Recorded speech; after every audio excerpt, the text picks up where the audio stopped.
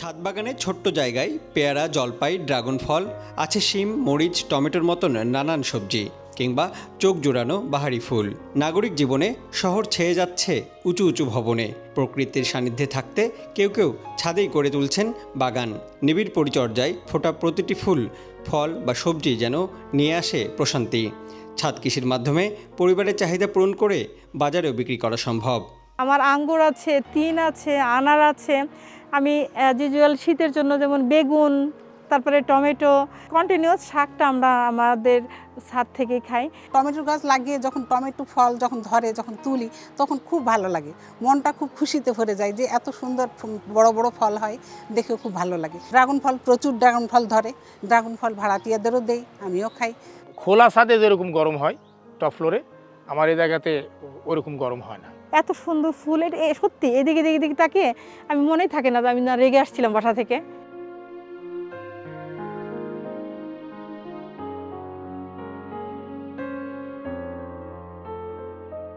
কিন্তু ছাদ বাগান করার সিদ্ধান্ত নিলে ঘুরে ফিরে কিছু প্রশ্ন আসে। ছাদ বাগানে ছাদ যাতে নষ্ট না হয় সেই জন্য করা যায়, দুইভাবেও করা যায়। যেমন মনে করেন যে কাঠের ফ্রেম বাঁধিয়ে কাঠের উপর বসে, কিংবা কখনো কখনো লোহার ফ্রেম, যদি ওটা না হয় তাহলে লোহার ফ্রেমও করা যায়। কিংবা যেমন আমি করেছি যে আর কি ওই ছাদের সঙ্গে কার্নিশের মতো করে নিয়েছি, যাতে ছাদের সঙ্গে মানে সরাসরি সংযোগ না হয়।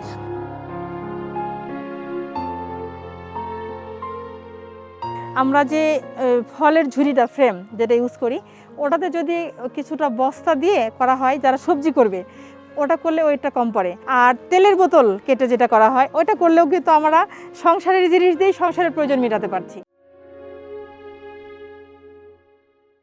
যখন আমরা মাটি তৈরি করব তখন আমরা অবশ্যই লক্ষ্য রাখবো আমাদের যাতে 50% দোআঁশ মাটি, তার সাথে 40% জৈব সার এবং পাশাপাশি 5% বালি এবং 5% ছাই যদি আমরা মিক্স করে এটাকে ছাদ কৃষিতে ব্যবহার করি, তাহলে কিন্তু আমাদের গাছের যে গ্রোথ এটা কিন্তু খুব ভালো হবে। এবং পাশাপাশি আমাদের সারের বিষয়টা আসে। হাফ ড্রাম যদি আমরা নেই, সেক্ষেত্রে আমাদেরকে যেটা করতে হবে যে আমাদেরকে অবশ্যই 30 থেকে 40 কেজি আমাদেরকে জৈব সার ব্যবহার করতে হবে। তার সাথে 3 থেকে 4 মুঠ, এটা আসলে কৃষকের সুবিধার্থে 3 থেকে 4 মুঠ আমরা যদি টিএসপি সার, 2 থেকে 3 মুঠ পটাশ সার এবং 1 থেকে 1.5 মুঠ জিপসাম, পাশাপাশি 2 চামচের মতো যদি বোরন সার এবং 2 চামচ জিঙ্ক সার যদি মিশিয়ে মাটির সাথে মিশিয়ে এটাকে 15 দিন পর্যন্ত আমরা কিন্তু ঢেকে রাখতে পারি।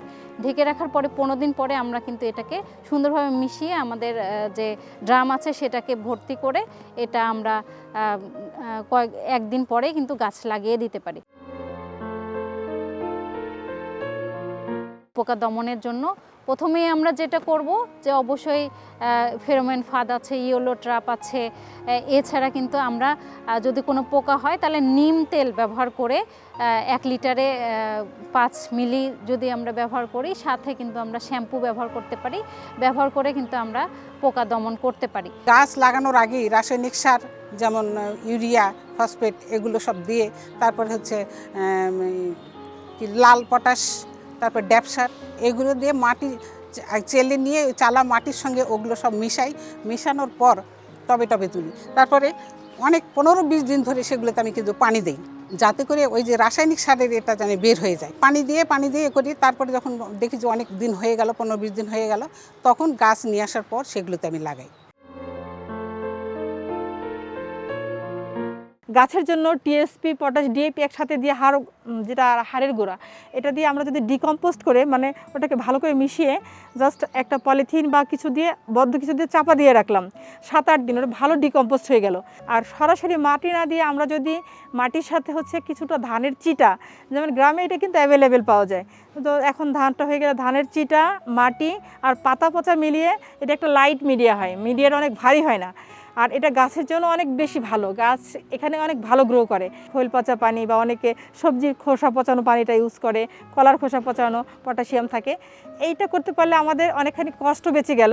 আমি খোল পচা পানিটা ইউজ করি, ওটাতে গাছের গ্রোথ এবং ফল দুটোই ভালো হয়। কলার খোসাটা আমি 2 ভাবে ইউজ করেছি, তবে আমি ভালো ফল পেয়েছি হলো শুকিয়ে, যখন আমি মিডিয়া ইউজ করেছি ওটাতে বেশি ভালো ফল আসে, গাছও অনেক হেলদি হয়, ফলটা ভালো হয়।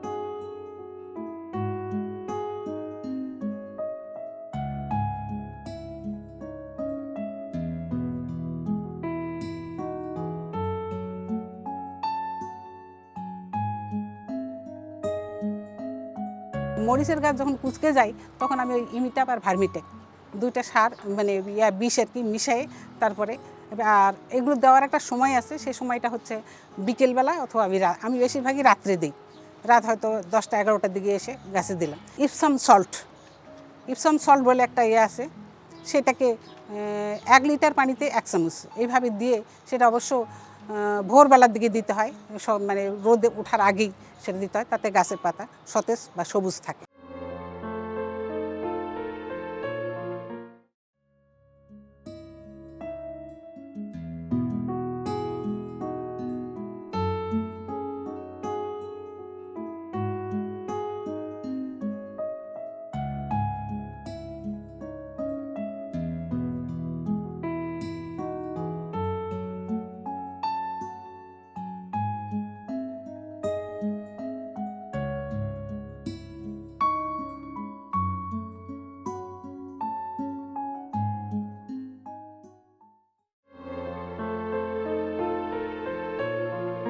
উপসহকারী কৃষি কর্মকর্তারা তারা কিন্তু ছাদ বাগানীদের বাড়ি বাড়ি যেয়ে তাদের ছাদে যে প্রত্যেকটা গাছ পর্যবেক্ষণ করে তাদেরকে পরামর্শ প্রদান করেন এবং কোন মৌসুমে কোন গাছগুলি লাগাবেন এবং কোন গাছগুলো থেকে তারা ভালো ছাদ বাগানে বেনিফিট পাবেন এবং কিভাবে পরিচর্যা করবেন প্রত্যেকটা বিষয় কিন্তু তাদেরকে শিখিয়ে দিয়ে আসেন। এছাড়াও অফিসে কিন্তু তাদের জন্য মাঝে মাঝে প্রশিক্ষণের আয়োজন করা হয়। যারা আগ্রহী তাদেরকে নগর জীবনে ছাদ বাগানের ভূমিকা এবং এর কিভাবে তারা ছাদ বাগানটা করবে, শুরু করবে, এই বিষয়গুলো নিয়ে কিন্তু তাদেরকে পরামর্শ প্রদান করা হয় এবং তাদেরকে বিভিন্ন বিষয়ে তাদের যেগুলো কোশ্চেন থাকে, তাদের যেগুলো জানার বিষয় থাকে সেগুলো নিয়ে কথা বলা হয়।